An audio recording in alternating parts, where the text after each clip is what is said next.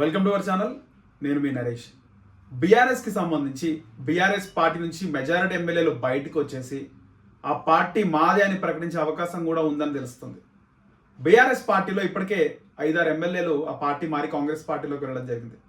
ఇంకా మిగతా ఎమ్మెల్యేలు అంటే లోక్సభ ఎన్నికల తర్వాత 22 మంది ఎమ్మెల్యేలు క్యూ కడుతున్నారు, లైన్ కడుతున్నారు. మేము ఇంకా ఈ ఆపరేషన్ ఆకర్ష్లోనే ఉన్నాము, కాంగ్రెస్ పార్టీ గేట్లు ఎత్తే ఉన్నాయి, ఇంకా వచ్చేవాళ్ళు రావచ్చు అనే విధంగా కూడా ముఖ్యమంత్రి రేవంత్ రెడ్డి మాట్లాడారు. అయితే 22 మంది ఎమ్మెల్యేలు ఇప్పుడు లోక్సభ ఎన్నికల తర్వాత ఒకవైపు పోచారం శ్రీనివాసరెడ్డి, మరోవైపు జగిత్యాల ఎమ్మెల్యే సంజయ్ కుమార్ ఇద్దరు రావడం జరిగింది. ఇంకా 20 మంది ఎమ్మెల్యేలు ఖచ్చితంగా వస్తారు. కాకపోతే లైన్గా మూకమ్మడిగా వాళ్ళు రారు, 1 by 1 వచ్చే అవకాశం ఉంది. ఎందుకంటే ఎవరి దారి వాళ్ళు, రాత్రి ఒకళ్ళు కండువా కప్పుకుంటే పొద్దున ఒకళ్ళు కండువా కప్పుకుంటారు, సపరేట్గా వస్తారని కూడా తెలుస్తుంది. కానీ ఈ 20 మంది ఎమ్మెల్యేలు ఓన్లీ కాంగ్రెస్ పార్టీలోకి రావడమే కాదు, వాళ్ళు కాంగ్రెస్ పార్టీలో రావడమే ముఖ్యంగా ఫస్ట్ పార్టీకి నుంచి బయటికి వచ్చేసి వాళ్ళు బీఆర్ఎస్ పైన తిరుగుబాటు చేస్తారంట. ఇప్పటికే గతంలో మనం చూసాం నాయని నరసింహారెడ్డి, ఆ పార్టీ జెండాలో మేము కూడా ఉన్నాము, ఆ పార్టీ జెండా రూపొందించింది దాంట్లో మేము కూడా ఉన్నాము, అది కేసీఆర్ ఒక్కని సొంతం కాదు బీఆర్ఎస్ పార్టీ అన్నారు. ఆ తర్వాత ఈటెల రాజేందర్, ఆ పార్టీలో మాకు కూడా హక్కు ఉంది, ఆ పార్టీ నిర్మాణంలో ఆ పార్టీ జెండాలో మాకు కూడా హక్కు ఉందని ఈటెల రాజేందర్ ఆయన అన్నప్పుడు నీట్గా కేసీఆర్ కట్ చేసిండు, మంత్రి పదవి నుంచి క్యాబినెట్ నుంచి బర్తరఫ్ చేసేసిండు. సో వీళ్ళు ఇంకా చాలామంది ఎమ్మెల్యేలు అంటే పార్టీ నిర్మాణంలో ఉన్న వాళ్ళు ఉన్నారు. అలాగే పార్టీ 2014లో అధికారంలో వచ్చిన తర్వాత పార్టీలో జాయిన్ అయిన వాళ్ళు ఉన్నారు. వీళ్ళందరూ బయటకు వచ్చేసి బీఆర్ఎస్ పార్టీలో మాకు కూడా హక్కు ఉంది, మేము కూడా వన్ ఆఫ్ ద ఓనర్స్, పార్టీలో మాకు కూడా భాగస్వామ్యం ఉంది అని బయటకు వచ్చేసి వాళ్ళు మాట్లాడతారంట. వాస్తవానికి రాజ్యాంగం లెక్కల ప్రకారం ఆ పార్టీలో ఉన్నటువంటి ఎమ్మెల్యేలు 2/3 మెజారిటీ ఎమ్మెల్యేలు బయటకు వచ్చేసి ఆ పార్టీ మాది అని చెప్పేసి ఈసీ కనుక వాళ్ళు ఒక లేఖని, ఒక రిక్వెస్ట్ కానీ పెట్టుకుంటే ఖచ్చితంగా ఆ బీఆర్ఎస్ ఎల్పీ ఈ మెజారిటీ ఎమ్మెల్యేలకు ఇచ్చే అవకాశం ఉందంట. ఆ తర్వాత ఆ ఎమ్మెల్యేలందరూ ఆ బీఆర్ఎస్ ఎల్పీని తీసుకొచ్చి కాంగ్రెస్లో విలీనం చేసి కాంగ్రెస్ పార్టీలో చేరుతారనే సమాచారం కూడా ఉంది. ఈ విధంగా కుట్ర చేస్తున్నారంటే ఖచ్చితంగా ఇప్పుడున్నటువంటి బీఆర్ఎస్ ఎమ్మెల్యేలకు, మెజారిటీ ఎమ్మెల్యేలకు అవన్నీ లేవని చెప్పుకోవాలి. ఎందుకంటే మెజారిటీ ఎమ్మెల్యేలు కాంగ్రెస్ పార్టీలోకి ఇప్పుడు వస్తున్నారు, కానీ గతంలో వీళ్ళందరూ తెలుగుదేశంలో ఎమ్మెల్యేలుగా ఉన్నారు.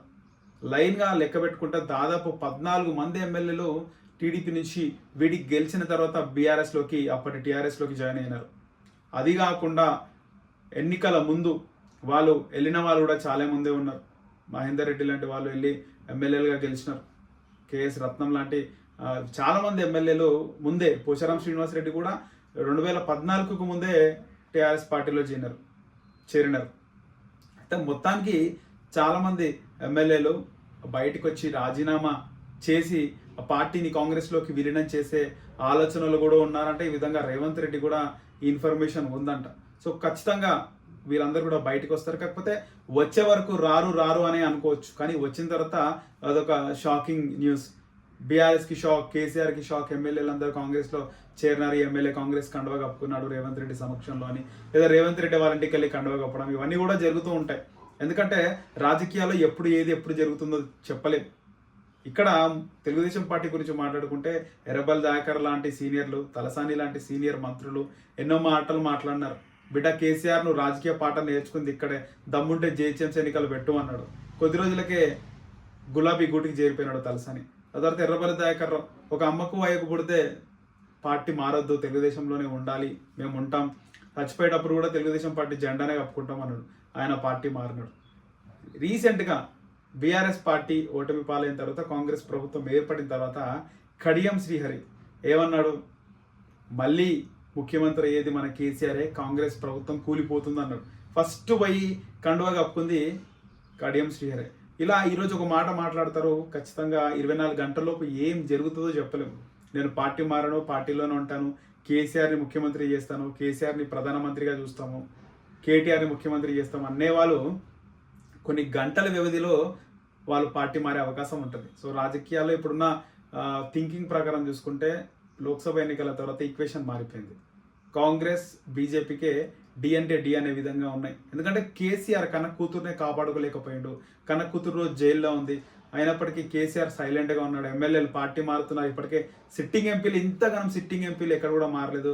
అంతమంది సిట్టింగ్ ఎంపీలు బీజేపీ కాంగ్రెస్లోకి వెళ్ళిపోయినారు. సో ఇప్పుడు బీఆర్ఎస్ సిట్టింగ్ ఎమ్మెల్యేలు పార్టీ మారుతున్నారు, చూస్తున్నాం. ఇద్దరు మారినారు లోక్సభ రిజల్ట్ తర్వాత. ఇంకా చాలామంది మారే అవకాశం ఉంది. కేసీఆర్ అక్కడ సొంత కూతుర్నే కాపాడలేకపోయినాడు, మమ్మల్ని ఏం కాపాడుతాడో, మేము సంపాదించుకున్న ఆస్తులు ఎట్లా కాపాడుతారు అనేది ఉంది. ముఖ్యంగా ఇక్కడ చాలామంది నియోజకవర్గ అభివృద్ధి కోసమే పార్టీ మారనము అంటున్నారు. సో గతంలో చాలామంది 2014 నుంచి చాలామంది ఎమ్మెల్యేలు బీఆర్ఎస్లోకి వెళ్ళారు. టీఆర్ఎస్ నుంచి అప్పుడు ఉన్నటువంటి టీఆర్ఎస్లోకి వెళ్ళడం జరిగింది. చాలామంది తెలుగుదేశం వాళ్ళు, ఇటు కాంగ్రెస్ వాళ్ళు వెళ్ళడం జరిగింది. ఎంతమంది వారి నియోజకవర్గాలు అభివృద్ధి చేసినారో అది కూడా మనం చూసుకోవాలి. ఇక్కడ వాళ్ళ నియోజకవర్గ అభివృద్ధి కంటే కూడా ముఖ్యంగా వాళ్ళ సొంత ఆస్తులు కాపాడుకోవడానికి పార్టీలు మారుతున్నారు. మొత్తానికి ఈ విలీన ప్రక్రియ ఉంటుందా? గతంలో టీడీఎల్పీని టీఆర్ఎస్లోకి విలీనం చేసినారు, సిఎల్పిని టీఆర్ఎస్లోకి విలీనం చేస్తారు. ఇప్పుడు బీఆర్ఎస్ ఎల్పీని కాంగ్రెస్లో విలీనం చేస్తారా లేదా అనేది కూడా చూడాలి. కాకపోతే ఎమ్మెల్యేల చేరికలు అనేది ఖచ్చితంగా ఉండే అవకాశం అయితే లేకపోలేదు.